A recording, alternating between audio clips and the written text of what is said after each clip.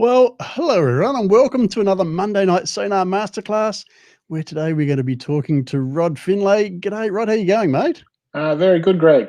Very good. Now, Rod, I'm gonna put your name on the screen briefly, but I think it's going to block out part of your face. So I'm not going to leave it up there for long. But mate, I believe you're part of the furniture at the Broken Bay Game Fishing Club. You've been part of the club for a long, long time. You've definitely got a reputation when it comes to fishing for tuna and marlin, mate. And we're going to talk all about marlin tonight. No, we've been asked to talk about marlin, but if you're going looking for anything out there, marlin or a tuna, I'd take anything either any day.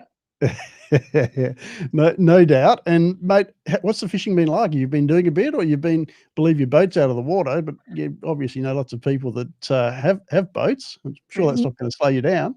No. So it has slowed me down for about 2 months. We've had Murrayfin out of the water, giving it a pretty big birthday. She turns 20 next year, so we wanted to make it look brand new. I haven't fished much in the last about month and a half. But having said that, it's not a very good time of year for marlin fishing down here. So she'll be back up and ready sort of early December, ready to go.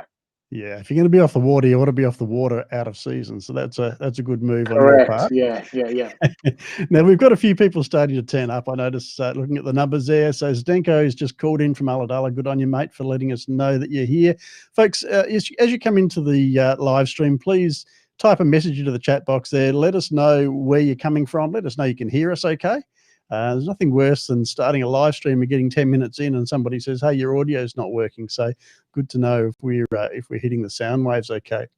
So Ben, thank you for coming along, mate. Good to see you here. So Rod, this time of year, the game fishing in your part of the world, so you're based down in central New South Wales in the Sydney area, but correct, we're going to be talking about marlin, we're going to be talking about sonar, we're going to be giving a few tips for catching marlin that don't involve sonar as well. But yeah. And a lot of what we talk about is going to apply no matter where in Australia you're fishing for billfish. But your part of the world, when do the marlin really start to come on the tune, mate? They come down on the East Australian current during the warmer months? Yeah. So normally you would be the main part of the season out of Sydney would kick off in sort of December and run right through till April. Sort of May can be fantastic still. Late May. You can catch them all year round, but it's very, very tough. You're better off targeting them sort of from December to May, and then if you really want to pick some months, February, March is the months you want to focus all your effort on. All right. So we're doing this presentation with lots of time, guys. You're getting plenty of information well in advance. Lots of good tips about to come flowing through this presentation for those that are keen to get onto a marlin. Now, marlin fishing in your part of the world is all about the East Australian current, mate. The East Australian current sometimes flows close to the coast, sometimes flows a bit further out. I was talking to Al McGlashan last week. He was saying at the moment it's flowing down. It's taken a bit of a dog leg at I think Southwest Rocks or somewhere like that, a bit north of Sydney and going out. And so there's still quite cool water around Sydney, but then it comes back in again around Batemans Bay. So yeah. If you're Sydney side, you might have to travel a bit further offshore. Yeah. No, you and watching the RIP charts or if you look at some of those CSIRO charts, you can sort of pinpoint where the water's pushing out to sea and where it's pushing in. And if you can find where it's pushing in, that's normally the best places to target. Yeah, you need to travel less distance to reach that warmer water. What temperatures do you like for marlin, mate? Obviously, you're keeping an eye on your sound at the surface temperatures while you're out there. What would you be looking for? It depends on what species of marlin you're targeting. So if you're after, I've had some fantastic days fishing in just 19-degree water for striped marlin, and then I've had some amazing days fishing in 26-degree water. So a lot of the time it's more related to the direction of the current than the temperature of the water. And sometimes early season, you're always looking for that first bit of warm water. You're trying to find that where the first lip of that bit of current's coming from. But later in the season, and that can also be the case, but in the middle of the season, chasing hot water is not necessarily the best thing. You can go fishing in hot water when it's got a lot of fast flowing current in it, and if you can find the inside edge of that maybe on the cooler side of the break, it's often better. Okay. Oh, good tip. Good tip. Yeah. So no, less if you can fish out of the current, especially for striped marlin and black marlin, you got a lot better chance of finding a concentration of them. Okay. And also, of course, those areas where there's upwelling. So it's looking to see where the current is striking some structure that's going to bring that cooler water up to the surface from down below, and Yeah. with the nutrients and the food items, that sort of thing that cause the bait fish to aggregate. And then, of course, wherever there's bait fish, there's always going to be predators. Yeah. And when people talk about the East Australian current, I mean, look, you very rarely do you want the current running straight downhill. If you can pick a piece of the coast to target where you've got a bit of an eddy and the water's pushing onto the coast as opposed to pushing straight down it, you get I suppose you get all the fish that are spread out outside the shelf in this much water, and with the natural effect of the current, it pushes them all in tighter, so you get a better concentration of fish. And if you think about it in a horizontal platform, the water column's getting squashed as the water gets shallower, so you get a volume of fish that's in 200 meters of water, you get it pushed into 100 meters, you naturally go to get more life occurring. So looking All for right. westerly running current here is good. Yeah. All right, look, we're going to talk plenty more about this kind of stuff as we go along. But for those who have joined us, we've got quite a good crowd here tonight. So thanks everybody for coming along, and we're putting some notes in the comments there so that we know you can hear us. And we're hoping to be able to answer whatever questions you have. So don't feel shy about putting a question up there, whether it's about sonar, whether it's about marlin fishing more generally, even tuna, any kind of offshore fishing. Rod's your man. He's got all the answers. I'm just going to sit back and let him do his thing. So fire those questions through whenever you like. But Rod, what we might do just to get ourselves started, let's warm up with one of your screenshots, because you sent us a few to have a look at. Yeah. So this is the first one off the deck, mate. Are you happy to start with this one?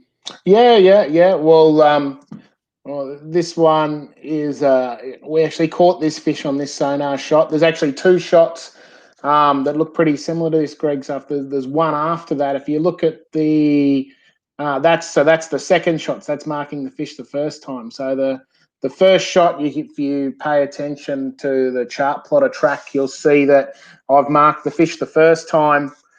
We've done a big turn to starboard, tried to come back over where he was, managed to mark him, and that was the first picture. And then we've come back around to port to sort of try and run over him, get our gear on top of him as much as we can, and managed to mark him a second time. On the third pass, which I never got a chance to take the shot at, the fish turned up in the spread and we caught it. Excellent. And what was the fish, mate? That was the 2017 Inner Club. That was a 150 kilo blue marlin. So it was, I suppose it gives you a bit of, these two pictures give you a bit of insight about how much time you can't just go over with the mark once and go, well, that didn't happen, and move on. You sort of got to focus your effort when you see it. All right. So now, mate, just looking at this, you've obviously set your sounder up. There's no bottom on there. So you've set the depth. Yeah. So you're looking down to 80 meters. What depth of water were you in? This fish was in about 300 odd fathoms. So unfortunately, this is the sounder shot on my left-hand screen. So on Murrayfin, I've got two 12-inch Simrad screens. Okay. And one sits immediately in front of me, and the other sits to the right. The reason I run my high frequency and my chart plotter on the same screen is so I can run a zoomed in chart plotter, and any fish I mark, as you can see on the screen, you can immediately turn fast and see your track, so you can accurately turn onto where you've marked a fish. On my screen on the right hand side, it would have been in low frequency tracking the bottom, and probably would have had the chart plotter zoomed out further. Okay. Yeah. Excellent. So we've got a question just come through from Cliff asking what transducer you're running for this particular setup. In this setup, in this photo, it's an R509 LHW, which is a 1 kilowatt high frequency and 3 kilowatt low. The 1 kilowatt high is the same as a 175 puck style transducer, or it's the same as the 275. It's a 1 kilowatt high wide chirp. All right. So let's just talk about what led up to finding this fish, because I mean, finding a fish on your sounder is one thing, but there's been a bit of work done. Let me just bring us back on the screen, mate. Yeah. Might be better, but there's been a bit of work done, obviously, to get to that point. You haven't just gone out aimlessly driving around the sea. So what have you done to narrow down where it is that you're going to start fishing before you've actually got to the point where you're likely to see something on your sounder that's going to tell you, okay, we need to we need to put a bit of extra in this particular spot? Yeah, well, this particular fish is on. We caught it on Newcastle Canyon, which is if anyone's done any marlin fishing down in New South Wales, they would have heard of the car park. It's sort of southeast of the car park. We were hoping to fish the tag and release side of the tournament, and we weren't keeping up with the boat coming first. And this particular day, it was very rough. So we decided just to wander out and have a crack at the catching a blue marlin. That's how we ended up where we were there on that particular day. That particular day, and what makes that sounder shot even better is there was only about 20% of the fleet left fishing. It was that rough. So to produce a sounder shot like that on a day when it's 30 or 25 to 30 knots and 3 meters, it's a good thing. Yeah. Mate, I'm going to bring up a question that's come up from Harley about catching marlin on stick baits. Not the most commonly done thing, but as Harley's pointed out, it is possible. So do you have any tips, mate, for doing that? Oh, I wouldn't say I'm the right person to ask about casting stick baits at marlin, but if you are hell bent on trying to do something that's hard, like catching one on a stick bait or a fly rod, the best way to fish for them is to teaser fish and basically troll some hookless teasers around. when you see a marlin behind the teaser or you get a bite on the teaser, you slow the boat down, wind it in, and then you can present your stick bait. I was fortunate enough to be a crewman on a game boat in Cairns working for Billy Bilson. He had a Japanese client that loved casting stick baits at marlin, and that's all we did for a week was basically tow around a bunch of hookless lures, and the little Japanese guy, every time we yelled out marlin, would come wandering out of the cabin and throw a stick bait at them. So it is doable. They will eat it, but they're not. They definitely much prefer to eat a bait rather than a lure or a stick bait style lure anyway. But like anything, mate, I guess if you're prepared to put in the time, you're prepared to put in the work, it's definitely possible. And I guess definitely not impossible. Yeah. The rewards are there, aren't they? It's something you'll never forget doing. So good on you, Harley, for giving that one a crack. So a question from Zdenko about the width of your sonar display. Yeah. So yeah, that's a feature the Simrad has. So if you hit, I'm pretty sure if you hit your power screen down, or if you hit your power button on your screen when it comes up your basic settings, I think you have Wi-Fi and a couple other things. There's a button called Adjust Splits, and I slide the split over to show me to squash my chart plotter, but then to make my sounder bigger, so I get a bit more historical view on my sounder.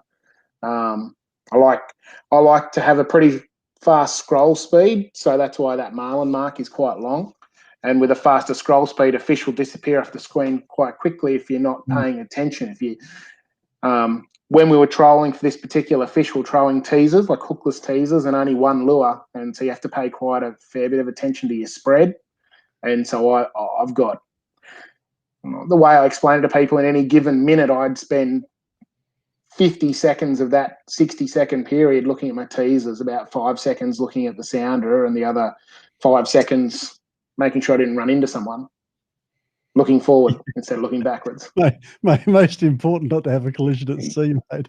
Yeah, so, got a couple more questions coming up. So one here from Matt Hansen. How are you, Matt? Good to have you here, mate. So for a starting out marlin fisher from inland, what size skirts would you recommend on the New South Wales far north coast? We're going to be trolling towards the shelf in about 600 metres. Okay, well, 600 metres is quite deep water for most marlin. If you're out there, you're probably targeting blue marlin. If I was starting out marlin fishing, I tell most people to concentrate on trolling probably a bit smaller lures with a bit smaller hooks. Your hookup rate tends to be a bit higher. And if I was going to suggest anything, I'd suggest he looks at Peter Bakula's brands of lures and looks at his website and his advice. There's more than one ways to skin a cat, but he's got a very good, very informative website and a very informative way to teach people how to be successful at lure trolling. And then once you get successful at it, you can then diversify a bit, I suppose, and maybe change away from his techniques of we've gone away from them and come back to them a few times in 20 years. So he definitely knows what he's talking about.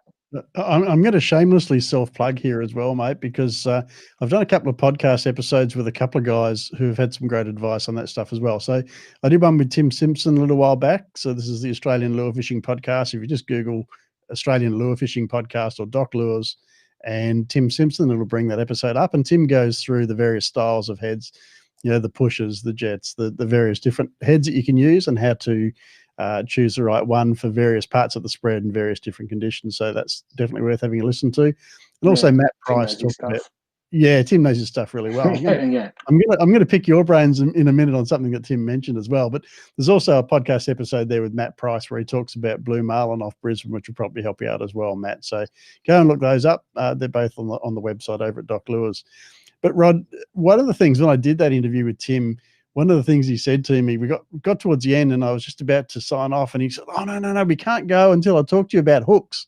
He said, how I go about sharpening my hooks. It's so important. So I'm going to pick your brains on that too, mate. So tell us about how you prepare your hooks for billfish, because it's a bit of a fine art, isn't it? Yeah, well, you need to, you never want to put a blunt hook in the water. You spend a lot of money, a lot of time, a lot of effort getting to where you want to be. So focusing on all your effort on your terminal tackle, etc., is highly important, especially with marlin, where you might only get 2 chances in a day. A good day's marlin fishing might be 3 or 4 bites.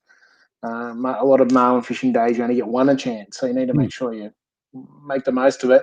You got to got to convert the bites, yeah. So if you're fishing light enough tackle, you can use really fine diameter hooks. Is the best advice I've got for people. Using some of those SL12 style hooks or anything with a very fine, small, thin point, but you can't fish them on too heavy a tackle. So you've got to space them back and probably not use them on anything much over 15 kilo line. But if you are going to sharpen any hook, you want to make sure you're putting a lot of effort into maintaining a very sharp point and a very small barb. You don't need much barb. If you've got monofilament fishing line, you don't need nearly any barb in reality, because the line's got the stretch and the belly in the line will always hold the pressure on the hook.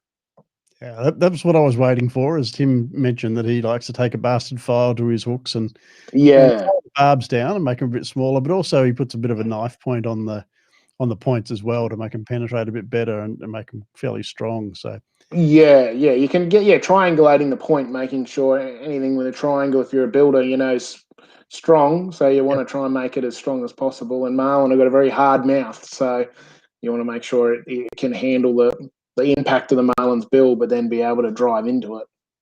Yep. All right, question from Andrew Drazis. He's heard lots of different things about boat speeds. What are your recommendations? I'm assuming this is for trolling.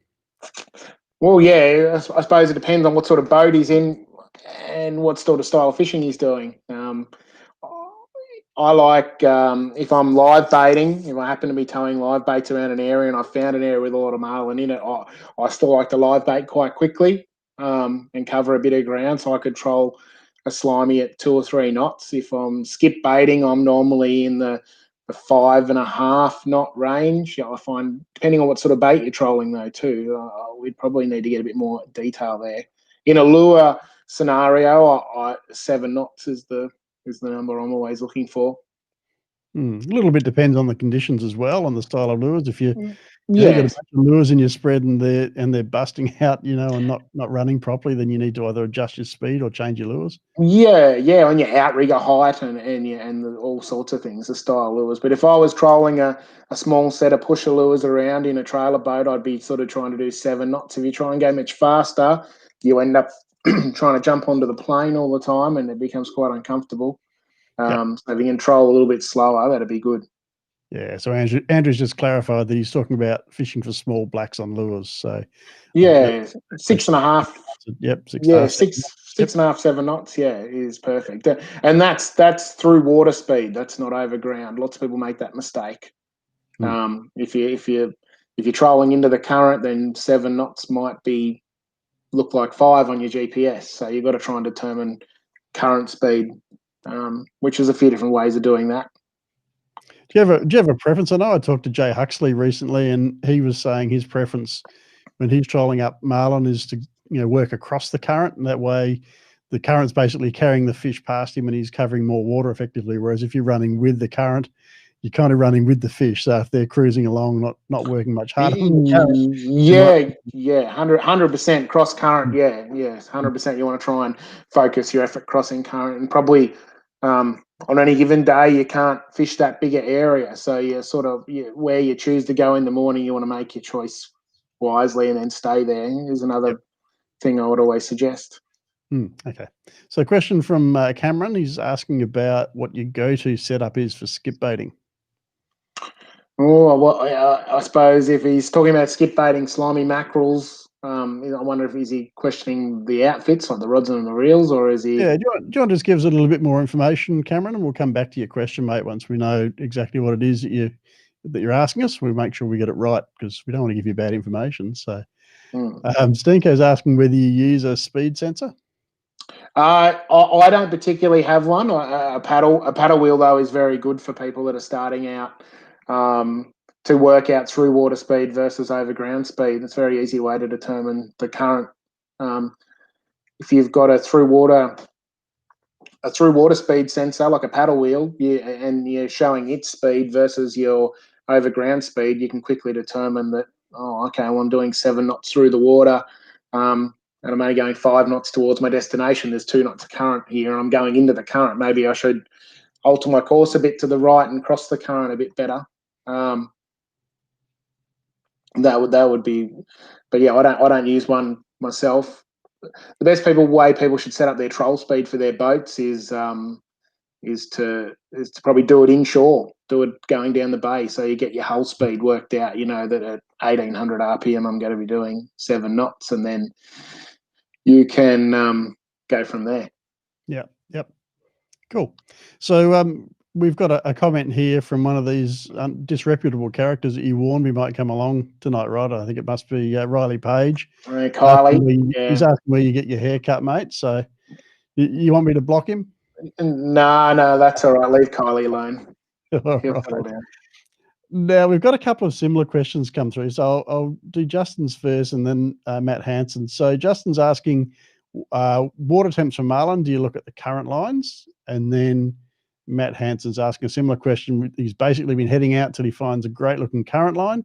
There's been a 2-degree change of temperature on either side of the current line. Any tips for targeting these sorts of areas with skirts?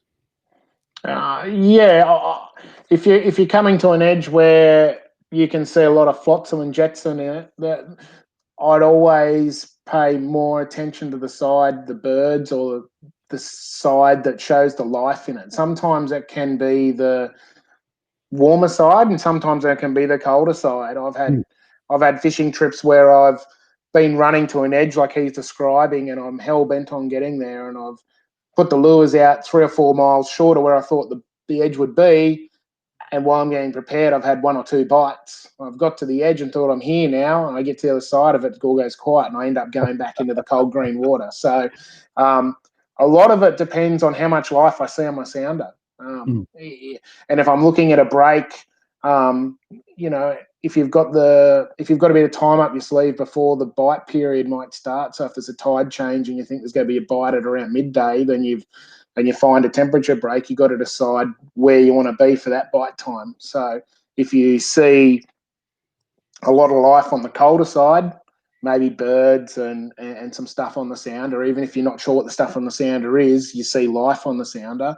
And then you go to the warmer side and it's desolate. The water might go beautiful blue colour, but all the life's gone. There's no point. Yeah, I'd probably suggest you go back to where the birds are, because they fish for a living. So, yeah, that's true. Yeah. That's true. Yeah. All right. So look, Cameron's got back to us. He said, yep, the base setup on skipping slimy max. What do you do when a fish comes up, rigger tension and all that kind of stuff? Yeah, so we do a lot of skipping slimy mackerels around for striped marlin and blue marlin down here. So the outrigger tension that we use a Black's clip predominantly, which is a little outrigger clip. If he goes and Googles Black's clip, it'll come up. The tension it requires is once he's set his troll speed and he's got the weight of the bait there, once he's put a rubber band on the line or a bit of rigging floss, however which way he wants to hold into the outrigger, he's got to just basically give it a few practice releases. You want enough tension there to hold the bait in the clip, but you want maybe 500 grams of additional pressure to pull it out. Too little and it comes out all day, it'll be annoying if it keeps nuisance tripping. If it does nuisance trip a few times, just click it up a little bit. But that could obviously change in the weather as well. If it's calm in the morning, you can back your clips off and fish them a bit lighter, and then creep them up as the day gets a bit, if it gets a bit rougher later in the day. It's something you should always be playing with, but you should always have just enough to hold it there. And a free spool time, etc. Very much depends on the day, but average is 5 seconds, I would say. Okay, cool. 5 second free spool, let it come out.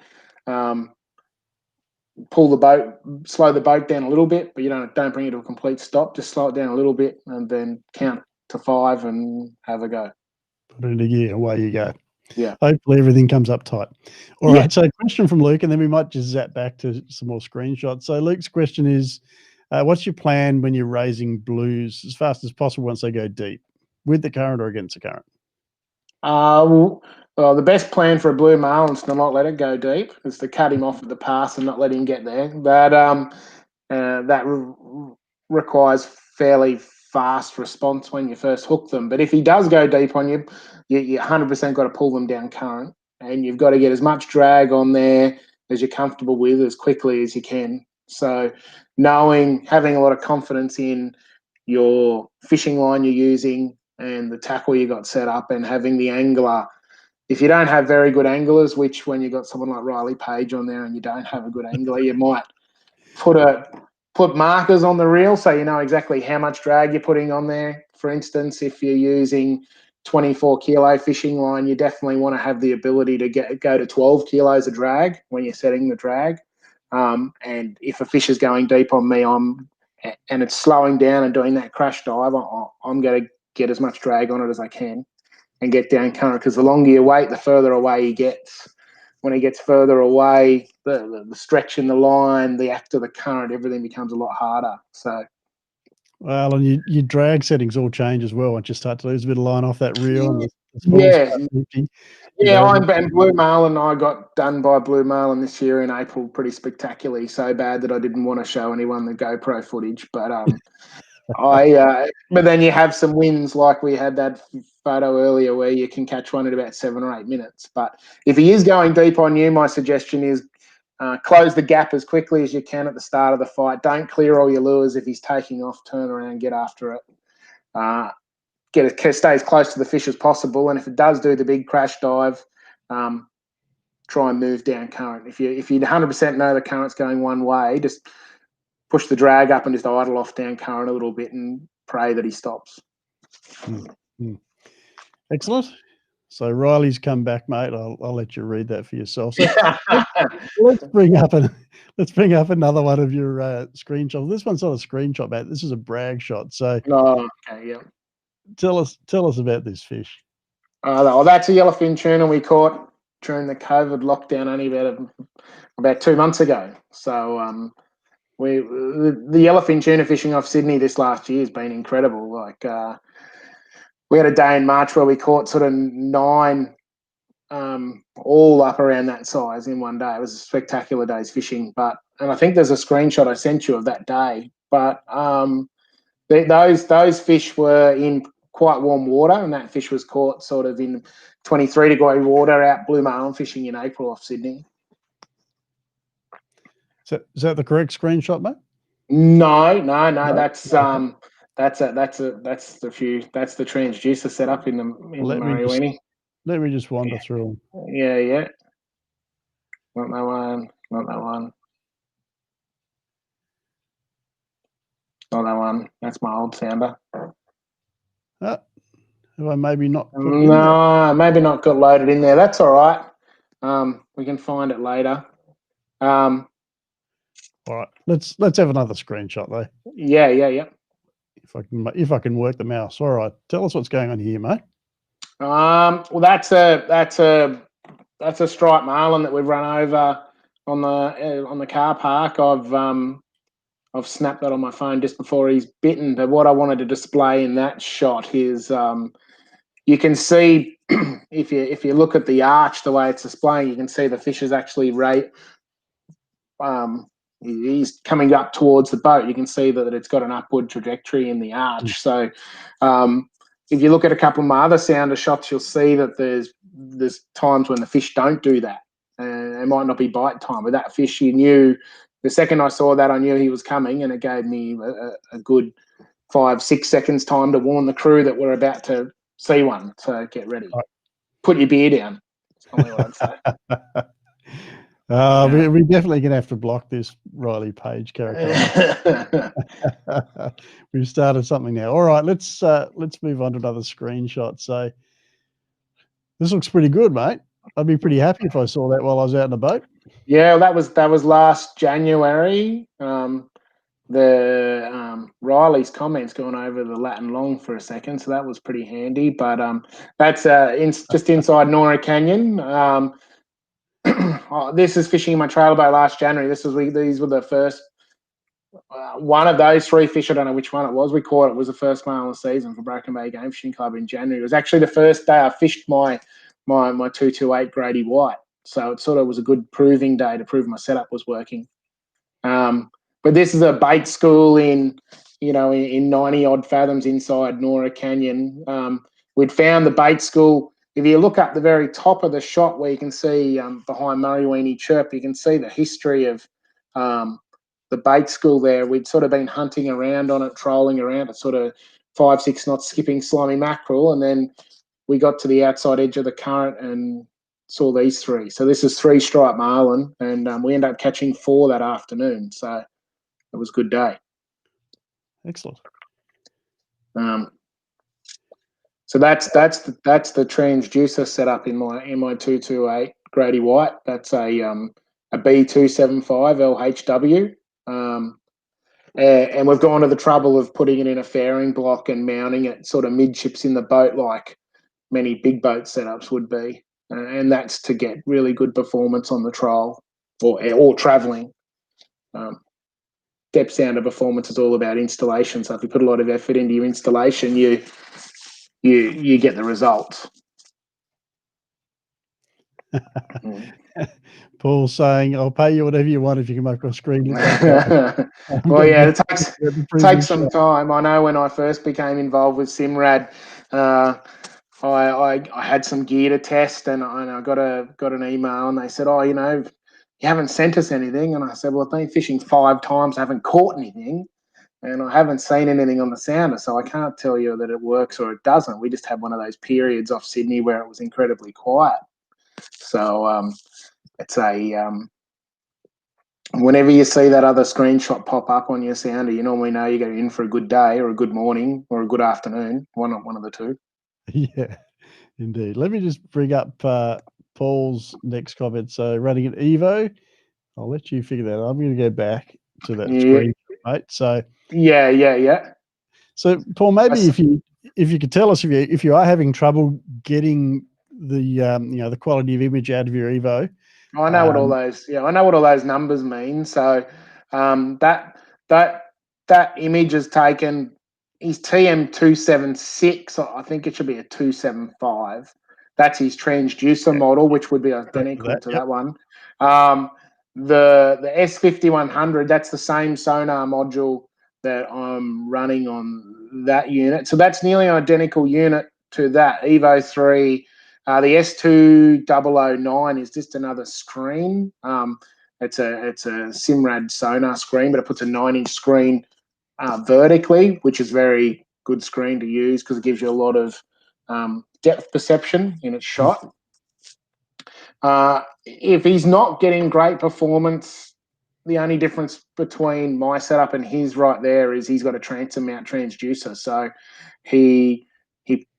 if he's not getting great sounder readings on the troll, he probably needs to look at his transducer placement or installation. And but we'd need to see some shots of that operating to give him some advice. The other thing could be he could have electrical interference, all sorts of things if he's not getting it, or he could just not be trolling in the right spots. As I said, it's not every day you run over a place like that where you go, hello, there's the Marlin. It's pretty easy to see. That's the stuff dreams are made of. Paul, Yeah. the other thing we had Matt Hooper on the live streams a little while back doing a masterclass for us, and he made mention of the fact that sometimes with your transducer, even lowering it down by a centimeter or so can make a big difference. So just play around with the transducer location and angle and that kind of thing a little bit, and see if you can get a better image out of it. If not, as Rod said, if it's not electrical interference, then perhaps you need to take it to a dealer and try and get some advice, or get someone out on the boat who's does that kind of thing, and see if there's something that can be done to improve it. But you've got all the right gear, is what we're saying. Yeah, you got the right gear there. You probably it's very hard to convey sounder shots for them to send us for us to sort of fault find a bit. Maybe that's not what we're here for tonight. But if he has one, the basic settings there on my screen, you can see where my gain's at, where my color gain's at. Noise interference is low. Scroll speed's 2 to 1. There's very little in that that's not hard to replicate. So we've got another question come up here from Matt Weber. He's got an RH509 LHW 3 kilowatt transducer. He gets a lot of vertical lines as the water gets deeper. Any idea on how to get rid of them? That's the same setup. So that's the same setup we're running on Murrayfin, the R509. I'd have to see the picture to try and pick whether it's electrical interference or whether it's air in the water column, like noise you're generating through air in the water column. It's hard to fault find a package without seeing how it's running with installation. I know my Grady White setup, when I first commissioned it, I had my autopilot computer on my S5100, 150 mil apart. I'm an electrician by trade, so I knew about how far the RF interference could potentially throw. And it had noise on the sounder screen, and I ended up moving it another 25 mil because that's the only room I had left. Otherwise, I had to start moving components out from under seats, and the extra 25 mil made all the difference.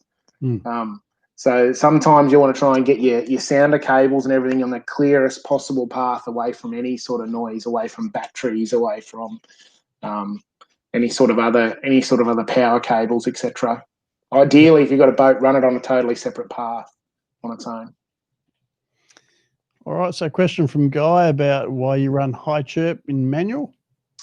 I run high chirp in manual. I run high or low in manual, and that's the Simrad Auto does an amazing job. It marks fish and bait very well, but the one thing that auto settings do is they always want to maintain the same sort of picture quality. You probably notice a lot of my pictures look a bit noisier than they should. They're not probably something that you should look at. You'd want to see in a Simrad brochure. But I've always got my gain up to the highest possible point where I'm getting noise and surface clutter, and that's to try and tell what the water quality is doing. So if you've got a really heavy thermocline in the water, or if any of those sort of things come and go during the course of the day, if you're in auto, that might get faded out by the machine backing the gain off automatically in the background without you realizing. So I like to have the gain as high as I possibly can, and when I'm trolling slower, I'm cranking my gain up until it gets a bit of clutter, and when I'm trolling faster, I'm backing it off to maintain the same sort of picture. Occasionally you do get scenarios where it changes quite dramatically in a day. Joe's asking about the S5100, mate. Does it make much of a difference? For me, it does. That first shot we started off with, that was the prototype S5100 they made, the first one they made that came to Australia. We got to test. When I went from running it straight out of the back of the Evo 3 to running that, I noticed that I could run a lot higher gain settings in a lot rougher weather, so it was obviously more powerful. I'm not a Simrad propeller head in the background doing all of the software development or that, but it was definitely working better for me. and it gave me a lot of confidence to keep fishing with it. So if I had the ability to buy an S50-100 and I didn't have one, I'd probably try and get one in the system. But straight out of the back of an Evo 3 should still work very well out to sort of 200 meters of water. So majority of marlin fishing scenarios, you don't 100% need it, but it is better. All right. One of those things we just have to have. Yeah. We may not necessarily need it. All right. What do we got here, mate? Let me just bring it up, make it a bit bigger. Oh, that was that Riley Page Buffhead was on the boat the day I took this photo. This is actually this is sort of probably displaying how good the new modern sounders are. So this is that little red shape in that bellow. There's another sort of small, medium blue marlin. I think it was 120, 130 kilos, and the bait around either side of him is a bunch of frigate mackerels. They were all showering on the surface that day. We were trolling through them, and I saw that and said, "Oh, I'm pretty sure there's no dolphins here. I reckon we've just seen it. I reckon we've just run out of a marlin." And then the next thing you know, it ate the lure. So I suppose it was just showing that how accurate and how sensitive some of this stuff is these days. A lot of the lesser gear, or a lot of the older gear, wouldn't have that detail. It'd just look like bait, and you would have totally missed it. So it's probably just sort of showing that side of it. Certainly come a long way with our marine electronics. Yeah. This looks nice too, mate. Yeah. Well, that's a striped marlin on the left, and if I'd had a video and panned around, we're fighting the fish at the time. So you can see there's two marlin in that picture, and they've got a spool or a spar of bait pushed up in between them. They've got that stuff on the bottom's a mixture of slimy mackerels and cow and young, and the fish on the left-hand side of that screen, he's raising up to eat one of our skipping slimy mackerels. So that's another indication of where we were skip baiting around that day, and you can see the fish coming before you get the bite, which is pretty cool. Absolutely is. It's good. It's always good to have a bit of warning. You can say to the guys, "Hey, look at this. We'll just mark one, and he's coming for us," and allows everyone to turn their attention onto the spread and not be looking around. It makes the whole day a bit more exciting. It definitely adds something to your fishing now. It's almost like a computer game if you in some ways of thinking about it. But I think it's also critical, if you're doing photography or videography and you want to catch that moment of the bite, you want to catch that fish jumping, you can see it all unfolding on the screen before that fin appears behind the bait, and you can just got that few seconds to get a camera out and be focused in the right place.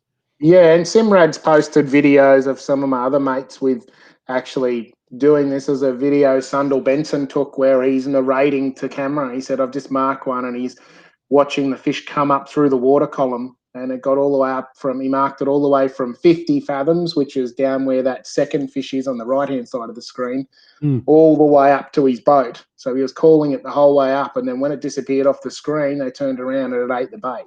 So the modern stuff, if you get it tuned up correctly and you're in the right area at the right time, it makes it pretty amazing. Yep. All right, on to the next. Whoop, gone too far. On to the next one, mate. Well, this is a pretty similar scenario to the last one, except we're not catching fish out of this here. But I suppose this is the same sort of screen setup that I run on Murrayfin, where the screen in front of me's got the chart plotter and the sounder, so I don't have to look at the screen on the right too often.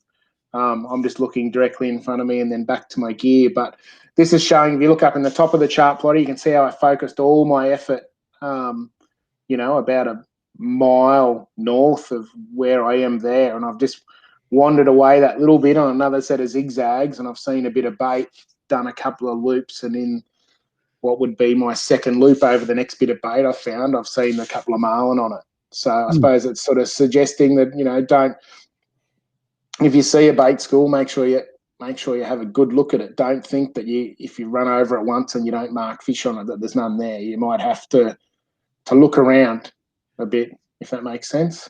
And if Well, you you do know, find bait and you Marlin, don't mark marlin, then it pays to look around on a bait school more than just sit on it. You see a lot of people these days think that once they've found a bait school, they've found a marlin, where it's not always the case. no. And I was going to say, you know, marlin, like all offshore pelagic fish, tend to be pretty fast moving, and you can have a few different bait balls within a fairly small area. They can be moving between them quite easily. You just have to happen to be Johnny on the spot. And perhaps that's a good opportunity, mate, for us to have a talk about that bottom calculator you showed me. And maybe I can bring that up on the screen, because it's probably a relevant extension of the conversation. Let me see if I can find it and bring it up. I might actually have to exit this screen, so just bear with me a moment, and I'll share screens again.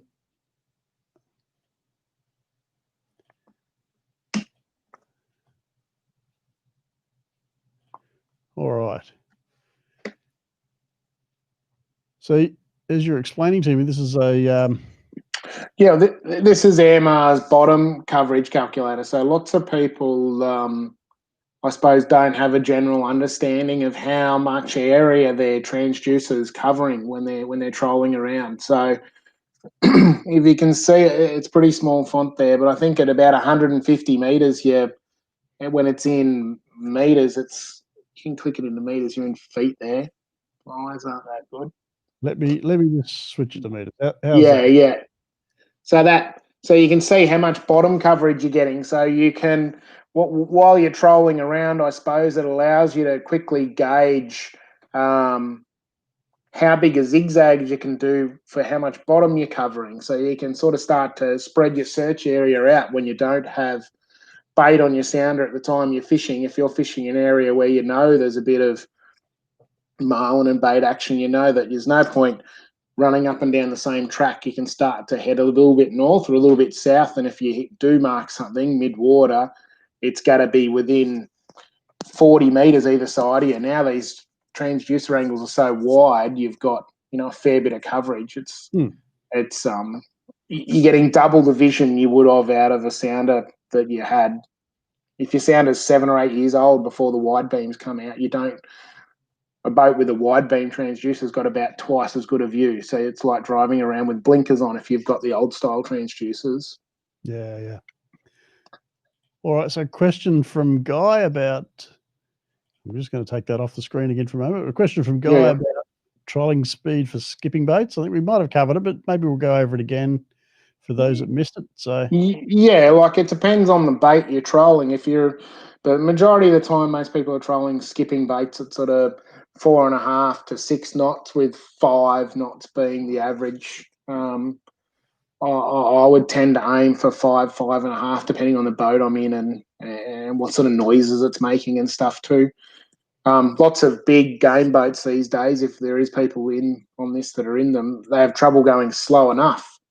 If a big game boat does 30 knots flat out, a lot of the time they idle at 6.5, 7. So you might have to troll around on one motor even. Or in a trailer boat, you might be, doing 800-900 revs. And I suppose sometimes there's these little sweet spots in boats where there's no vibration and everything falls in sync and there's not a lot of noise. Then that's normally where I aim. But 5.5 knots. But set your speed somewhere in a bay or somewhere where there's not a lot of tidal effects, so you know what sort of RPM you need to do to achieve the through water speed you want. And then when you're out at sea, you can pretty quickly tell whether you're trolling into the current, against the current, with the current, just by watching your GPS speed over the ground. Does that make sense? Makes sense to me, but I hope so. If it doesn't make sense to you, get back to us. We're happy to flesh it out a little bit further. So let's, why is it doing that? Let me bring this up. So another screenshot here, mate. Talk to us about this particular day. That was the last day of the Broken Bay comp in 2018.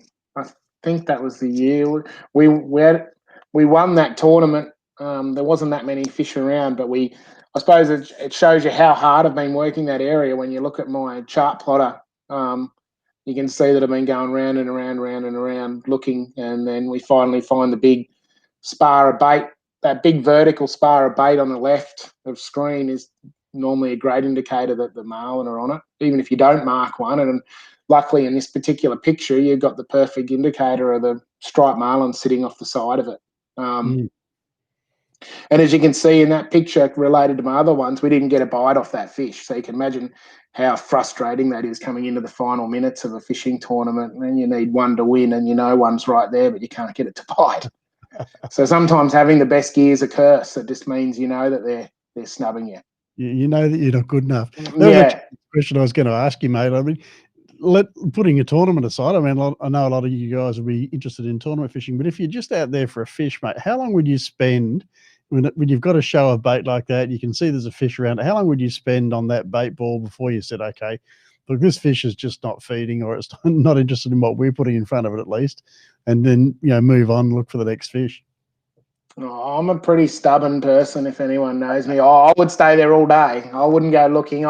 There's that saying, "Don't leave fish to find fish." So, I've had more instances in my life where I've seen fish on the sounder and had to leave. Be it I've got to go to a different port that evening, or you're fishing to a different area, or there's a scenario where you can't stay there, and then you find in the afternoon the place went bonkers and you missed out. So. A lot of the time, if you see once your gear's working good, you persistence is the hard part. Having the persistence to stay there. We caught a fish after marking that one, not far from there, but I definitely don't think it was that one because I marked him 3 or 4 times. But I suppose persistence. Once you see them on the screen, it's like like seeing a free. You got to start seeing the fish you see on the screen like a free swimming fish you might see if you saw one tail past your boat. You just hang on it or hang there. If you know the bait's there, by all means, if the bait's moving with the current, keep moving, keep with it. But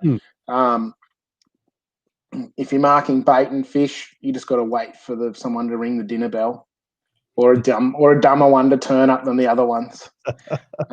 You know, there's something there to attract them and hold them anyway, I guess. So. Yeah, if you're seeing them on the screen, there's 3 parts to the whole game plan. One's finding them, and you've done that. So your next thing, getting one to bite.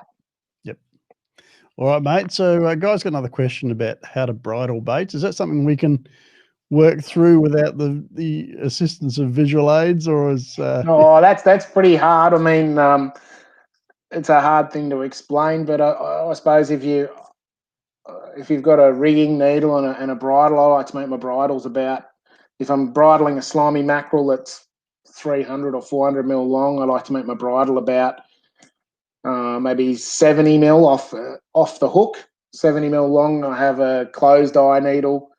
I like using a closed eye needle because when you pass it through the bait, you're aiming for I like to use the front of the eye socket as the place where you push the needle through, as opposed to the clear section of nose.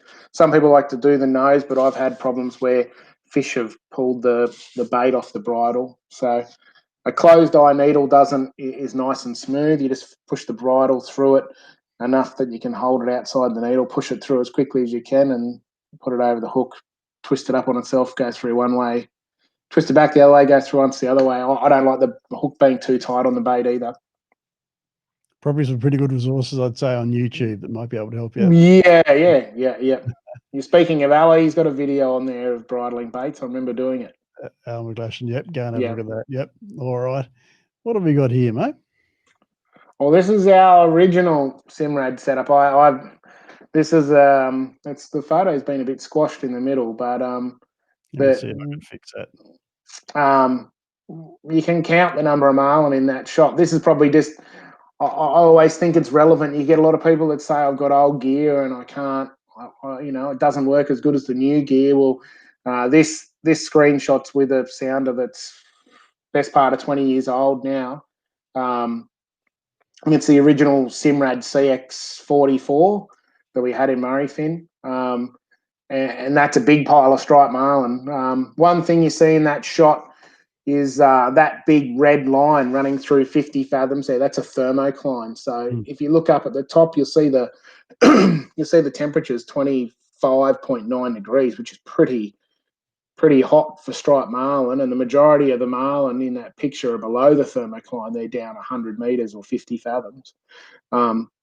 But I suppose the main reason I like showing that the shot to people is lots of people like to talk about it and say I don't get access to the best gear, and I suppose throw the towel in, think they don't need to try. Where you can, if you're out there long enough and you put enough time and effort into how you use it, read the manual, give it a few tweaks either way, you can run over fish. And there would have been a lot of, if I had a wide angle transducer like we did that coverage chart earlier, I'd hate to think of the number of striped marlin under my boat at that time. That would have been a pack of 20 or 30 fish. I've only marked, there's 1, 2, 3, 4, 5, 6, 7 in that one shot. And that's with a 10-degree transducer. So if it was 25, I reckon there would have been 20 on the screen.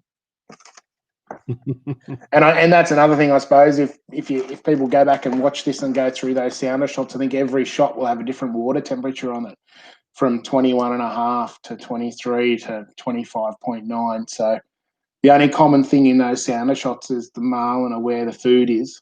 So concentrate on finding the food. Good tip. Stenko is asking about drag settings, mate, when you're trolling slimies. Well, your reels predominantly, if you're trolling slimies and you're bait fishing, so your reels got to be in what I'd call a free running drag. It's not free spool, but the drag's high enough that if the bait comes out of the rigger or if a fish eats the bait directly off the rod tip, line can pull off the spool. If you go over the reel and pull line off the spool to simulate a bite, the reel should let line roll off it freely enough that it's not going to backlash if it's an overhead, but will not have that much drag that it's going to pull the bait out of the fish's mouth. So it's sort of in some brands of reels, it's quite a very small section of the lever that you can leave it in. We're using some of the new smaller Talica game fishing reels that have got a really nice drag cam, and that free running drag area is quite big. So you've got lots of play there to make a beautiful free running drag, to the point where people don't need to put the reel into free spool. They're just good out of the box, if that makes sense. So drag settings, free running drag, and simulate it. Like one of the other guys that asked about what drag setting to have on your clips. You got to simulate it. Pretend to be the fish, pull it out, see what if it felt hard, back it off. If it felt just a little bit of pressure and it come out, well, that's nice. If you've got your free running drag set, if you want to know if it's right, rip the spool. See if it backlashes. You'd rather backlash it then than backlash it when your marlin you've been waiting all day for turns up. All right. Now we are out of screenshots, mate. We've been through the entire slide deck, so we are pretty much done with that. I've just put up a link for those that are interested in that bottom coverage calculator that we had up on the screen a minute ago. I've just put a link up to that in the chat. So go nuts checking out what the area is you get coverage of with your sounder with the wide beam these days. It's all there, and you can have a play around with that. So Rod, mate, I guess we're going to start to bring this to a close. We'll give it a couple more minutes just in case anyone's got any questions. But yeah, really want to thank you for your time this evening and for sharing some great tips. And I want to thank our audience as well for coming along and asking some great questions, with the exception of one heckler, of course, that we had to keep under control. But other than that, I think we did pretty well. So thanks to you guys. And thanks also, of course, to Navico and to Simrad for putting these masterclasses on. It's always a pleasure to bring them to an audience and to be able to get some great fishing advice and great sonar advice as well from some top people. So, mate, it looks like we don't have any more questions coming through. So on that note, I'm going to bid you good evening and bid our audience good evening as well. We'll do all this again in another 2 weeks, guys. I'm not sure yet who we've got on board for that next one, but rest assured that there will be another one in 2 weeks' time. So Monday night in 2 weeks, 8 o'clock daylight savings time, 7 o'clock if you're a Queenslander like me, and we'll see you then, and have a good time between now and then. Hope you get onto a few fish. So good evening to everyone. No worries. Thanks, Greg.